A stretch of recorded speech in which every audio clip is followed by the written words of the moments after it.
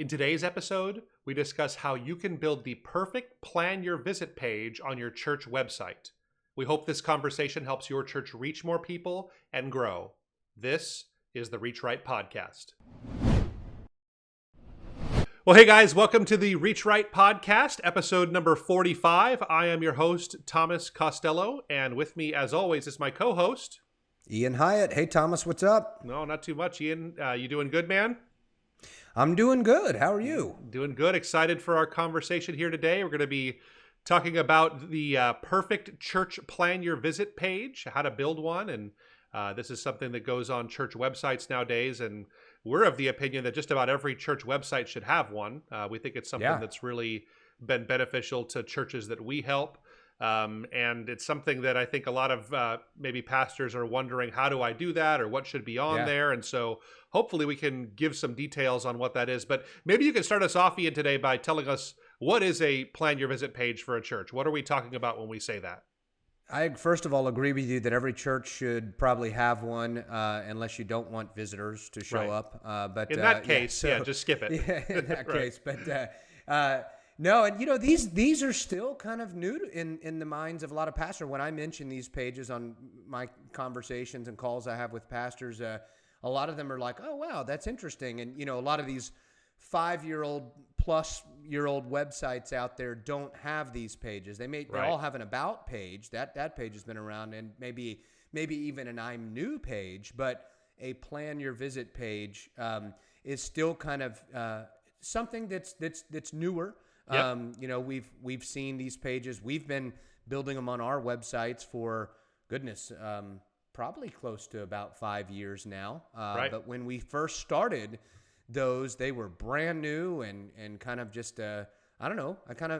We didn't invent it, but I kind of felt like we were maybe the pioneers for it a little bit. Not to take credit, but very new thing still in a lot of minds for pastors. But this page is a page designed for someone who has not yet come to your church. Correct. Yeah. That's always been our philosophy, is when we build church websites, and we've been doing this. You and I, we were just counting the other day. You started this in 2006, right? So I was in 2007. So 15-year anniversary for you there, Ian, coming up, helping churches do websites. So know a thing or two. Web guy. You are. Emphasis on the old. Yeah, exactly. So no, I kid. But this is something that's newer. And really, our philosophy has always been that church websites should be visitor geared first, and then member geared second. And that's always been our rule. That's what's kind of helped us to be able to help as many churches as we have, is really living by that philosophy. But you're right. A few years ago, it started to make sense that we need to have a clear place that we direct visitors. Like, while the whole site will really be using visitor language, there needs to be a page dedicated to helping people make that leap from someone that's looking at your church or getting information about your church or learning about your church, and to someone that's willing to come and pay a visit. And this is really something that I think is primarily for in-person visits, although the same model could be used for if you're doing online services. It's really a good model to use there, introducing the church. But I think that this is really something primarily for in-person visits. So so that's what we're talking about today. We want to give 7 kind of key elements that you need to make sure you include on that. So I'll go ahead and kick us off with number 1. The first element of a great Plan Your Visit page is a great tagline. So your church needs to write a great tagline to make this something that stands out. The tagline, when we talk about that, that's usually something that is the first very short it's a sentence at most, a very short statement that you have when someone first gets onto that page that sets the tone for their entire experience on that page there. So we've heard a lot of great taglines over the years, but this is really something that can capture someone's attention, lets them know what you're about as a church, and kind of communicates that for you. So have you heard any? I know people always ask us, like, oh, what do we do for that? And we're not, anything we're about to say, it's not to say this should be your tagline, but maybe it's something that kind of gives you an idea of something that has worked well for other churches, and maybe you should consider it. So I don't know, have you heard any good taglines recently, Ian? Or Yeah, I'll start with one that I don't recommend, even though it's totally biblical and we love the saying, but we don't recommend love God, love people. We've seen that everywhere. And again, if that's your tagline and what you use, we know that what that means, and it's a positive We believe in the Great Commandment. We're for that. Yes, absolutely. Right. But no, I think you need to think, be a little bit more creative and think about the visitor. One of my favorites, because it's totally focused on the potential visitor. So, and I wouldn't even say visitor. It's the someone who is not yet maybe, for lack of a better word, sold on visiting your church. This is a church we work with. Theirs that they came up with, which I think is great. It's that they say, life is complicated. You want to get it right. We're here to help. Yeah, and I think that's so great because it says, hey, we get it. This is a tough life. You're trying to figure it out, right? And we're just here to help. And it makes it all about them. It makes it sound like you're for that person and helping them and discover God's plan for their life and leading them down that road. And so that's my favorite. One of my favorites. The one that sticks out to me first. I think it's. I like that one because it's not like it's necessary. It's not catchy. I wouldn't say it's not something that's like a kind of funny, makes you chuckle. Yeah. But I think it's so approachable to everybody, right? So whether you love Jesus or don't know if you love Jesus yet, or whether you have been a part of a church or never have been a part of a church, I think anybody can relate to the fact that life is complicated, and we want to help you get it right, and that's exactly what people want in a church a lot of times there. So I think that's a great one. The one that stood out to me, we just talked to these people just the other day, and I thought this is on the other end of the spectrum. It's kind of on the fun side, and they were laughing when they said this. It's an African American church in Chattanooga, Tennessee. They said, we're the church in the hood that'll do you some good. That was their slogan there, and it was really fun group of people. But I think it really captured what they were about as a church. That they didn't take themselves super seriously in that statement. It was kind of said tongue in cheek and everything. They obviously loved their community, but they wanted to make an impact in that community that they were serving there. Yeah. So those kinds of taglines, they really do set the tone, I think, for the rest of someone's experience on that Plan Your Visit page.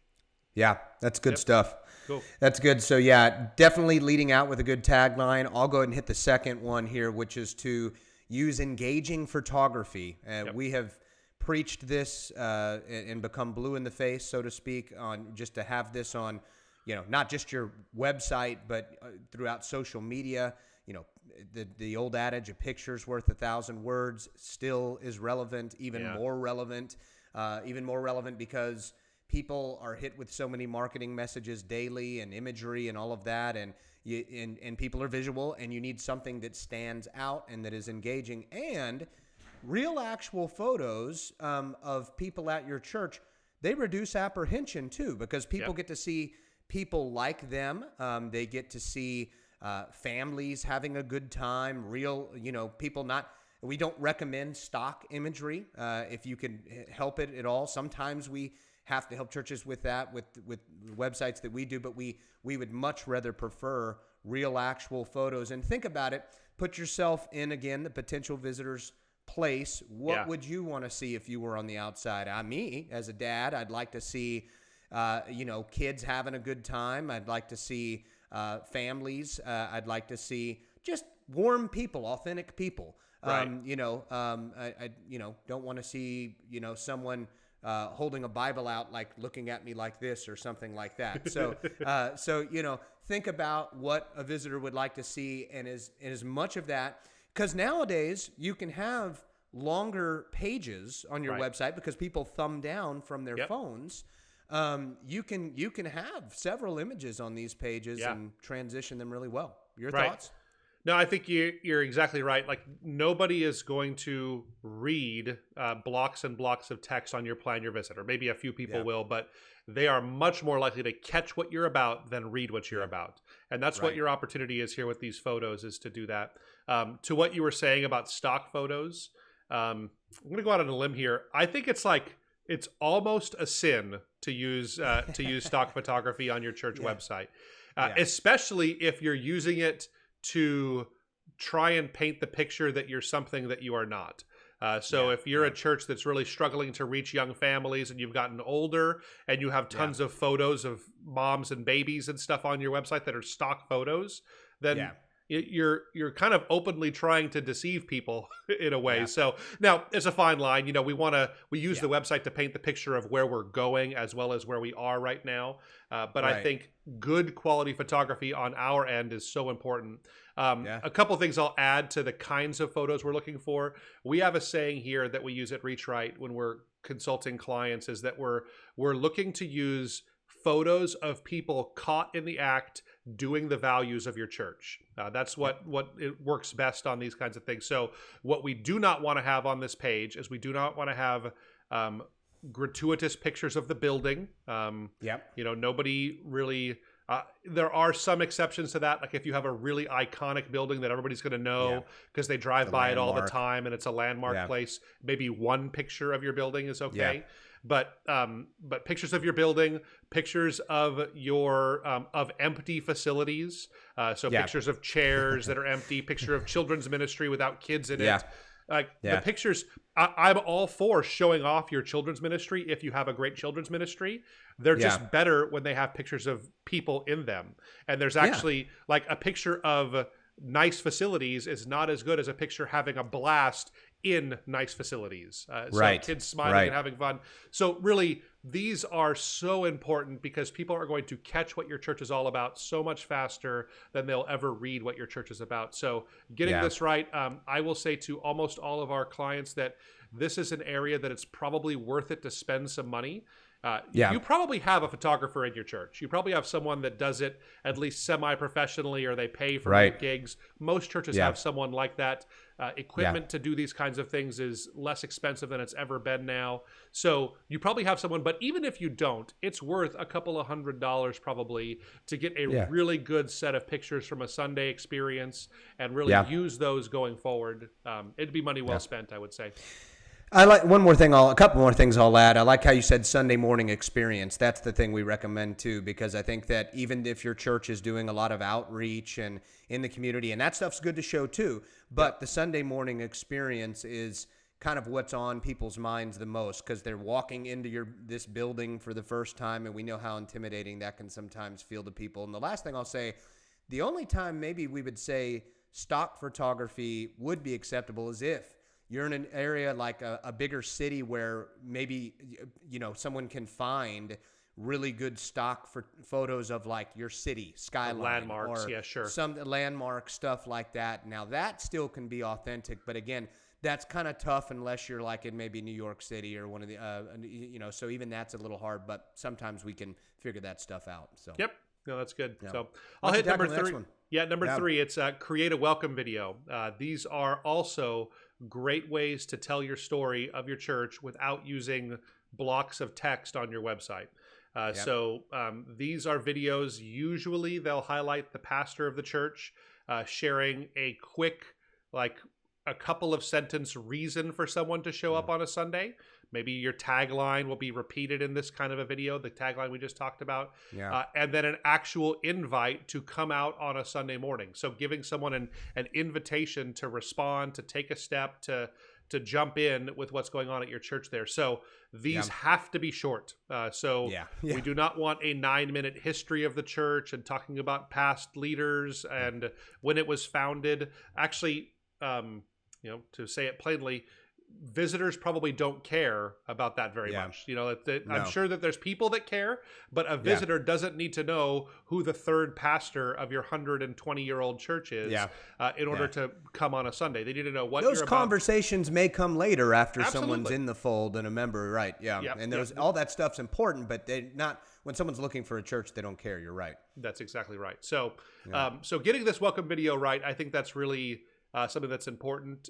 They should be, we say usually 60 to 90 seconds. Right. That's how long these videos should be. They probably shouldn't be just the pastor talking the whole time. There's probably some video of the pastor speaking, and then maybe some B-roll footage in the background of kids having a blast, people being baptized, men and women getting together, people hugging in the foyer, those kinds of things. So that's the kind of stuff we're looking for in these videos. What do you have to add to that, Ian? Not much. I think you hit it, keeping it short. No one wants to watch a movie on your website. They're coming for info to get it as quickly as they can while they're forming their decision.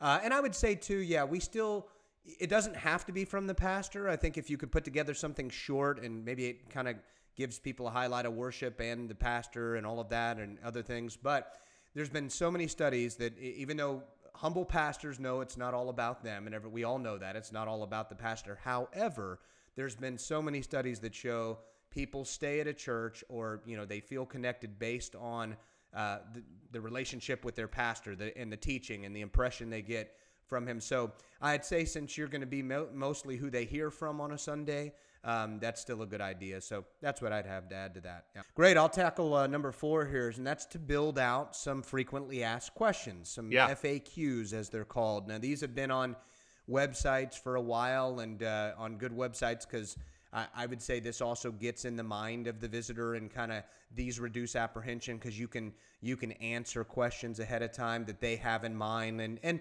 some of the usuals are, of course, how long is a service? What's the worship style like? How do I need to dress? And all of those things have been kind of understood to be good FAQs for a while, but we like to try to think a little more creative with some of these. What's maybe one you've seen that you like and a good example? Well, my favorite, one of my friend of ours who's a longtime client of ours, Tim Owis, he has a church called Branches Church in Washington, and I remember theirs. It's they even had a kind of picture of this here too, but like it said when they talk about their dress code, it just said wear clothes. Like that's their only dress code is what it says there. And there's a picture of his crazy face with his big beard kind of wearing clothes. Thank goodness. But I loved that, just kind of the attitude. But I think what I like about this idea of building a frequently asked questions is don't misunderstand the purpose of this. Don't think that the purpose of that is to actually answer the most frequently asked questions. Right. Like it's actually more to ask the questions or to answer the questions that you want to ask or you want people to ask you, right? That's what the point of a frequently asked questions section is. Because I think for a lot of us, I know the questions I would get asked by visitors the most is, hey, what is your stance on LGBTQ issues? Right. Or what is your stance on abortion as a church? And I would know there's no reason why you should put that in your FAQ section. I'm not saying you shouldn't have a good answer for that. I'm just saying that you don't want to lead with that conversation to visitors that are on there for the first time, right? So that's not the way you want people to be introduced to your church there. So go with like the frequently asked questions that you hope people are asking, and it helps you to better paint the picture for your church. But maybe you have some ideas of what's like a fun question you've seen on there, Ian.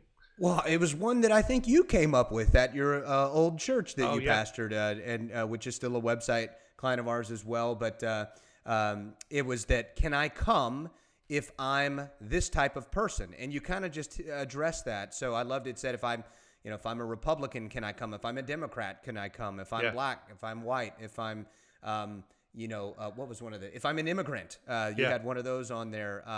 I think actually was pretty funny. One said, can I come if I'm either a Trump hater or supporter? And it's pretty funny. Anytime that site is seen by churches that I'm talking with, they always laugh at that one.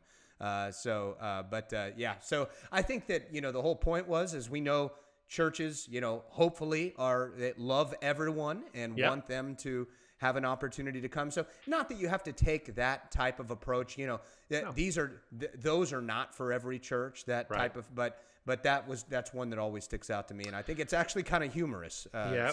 We got so many visitors that came and they said they would mention that to me when I would shake their hands on their way out, and they'd write that in there. Hey, tell us about your first experience. We would send them an email and they would respond with a survey, and they would mention that.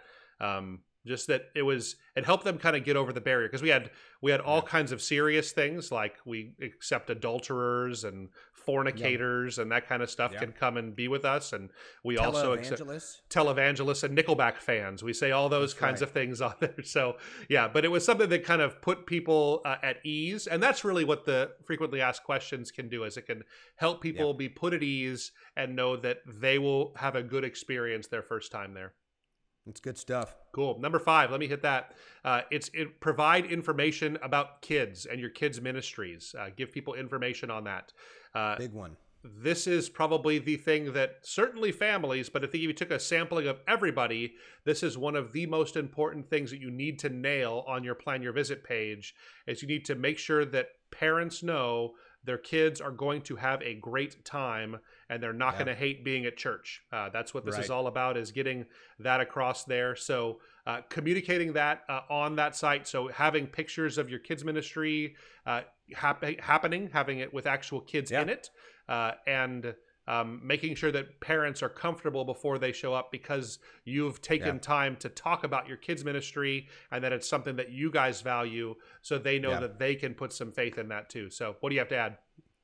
Yeah, no, I think that's so crucial. And you made me actually think of the churches that, a lot of the churches that I consult with are aging, mainline churches, and they tell me, well, that's a great idea, Ian, but, we really don't have much of a kids ministry at all. And that's okay, because I think half the battle is, I still recommend that you talk about how much you're going to love their kids if you do come, because even if you don't have, some booming kids ministry with bounce houses and all sorts of stuff going on, I hope your church still is welcoming to kids and has something in place that's going to give them, like you said, a fun experience to a certain extent, and that they're going to be in a safe place. I think child safety is a bigger question now, and security and all of that, than compared to it's ever been. So even if you don't have a booming kids ministry or a ton of kids, you still want to address it, and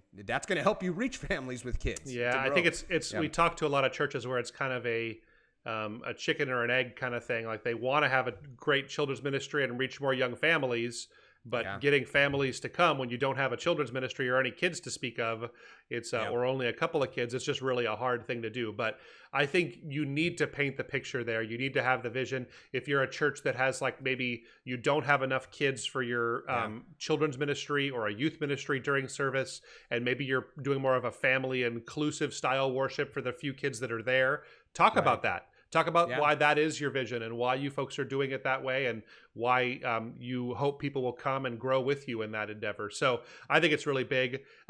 Here's another thing too, is on these kids sections, it is a really cool tool. And I think I'd recommend every church, you would give parents the opportunity to pre-register their kids before they show up on a Sunday morning. I know for us, when we got visitors at our church that had had kids with them, that was a big slowdown, because now, for child security reasons and safety, there's a lot of things you need to do before you just receive someone's child. You probably have them fill out a pretty good sized form. You check with them on allergies. You get them their stickers. You do all that kind of stuff.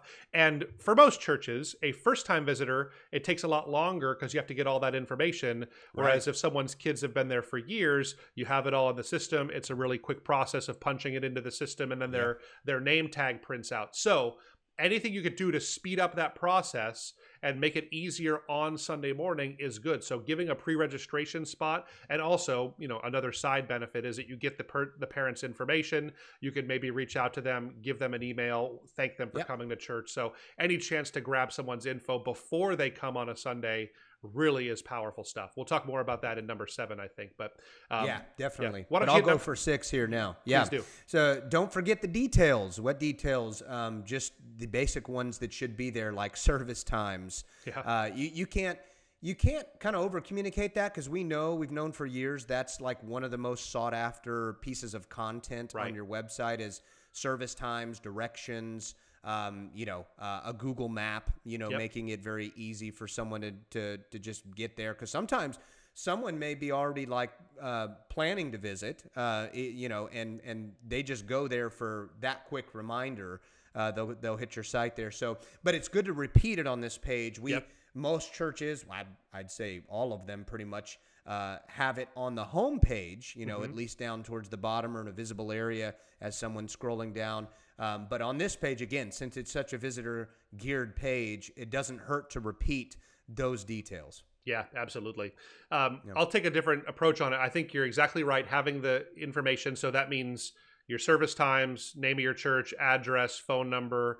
All those things are important to have that on there. I think having a link to Google Maps, so someone can click a button, get directions right on their phone. They know how to get there. I think that's really valuable. This also serves a function with helping with local search engine optimization on here.